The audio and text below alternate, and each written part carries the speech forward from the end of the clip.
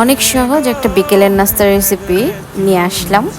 তো আমার এমনিতেই রান্নাবান্না ভালো লাগে না। আমি আগেও অনেক ভিডিওতে বলেছি যে রান্নাবান্না আমার একদমই ভালো লাগে না, রান্নাবান্না করতেও ভালো লাগে না।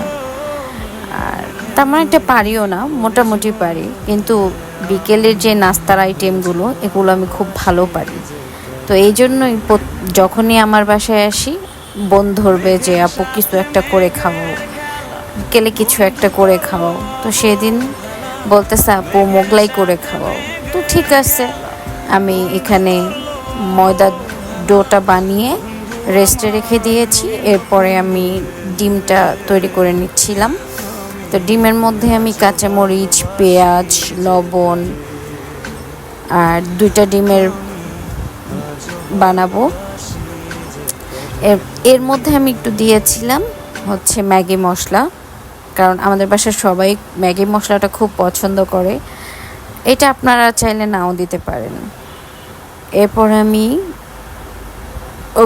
ডিমটা রেডি করে সাইডে রেখে চলে আসলাম রুটিটা বানাতে।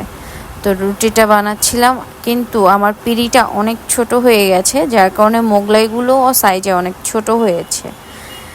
আর আমি বানিয়ে দিচ্ছিলাম, আমার ছোটো বোন ভাজছিল। দেখেন কি সুন্দর হয়েছে ভাজাটা, আর উপরে একদম মোচমোচে হয়েছে, ভেতরে একদম একটা জুসি জুসি ভাব, মানে খুবই মজা হয়েছে।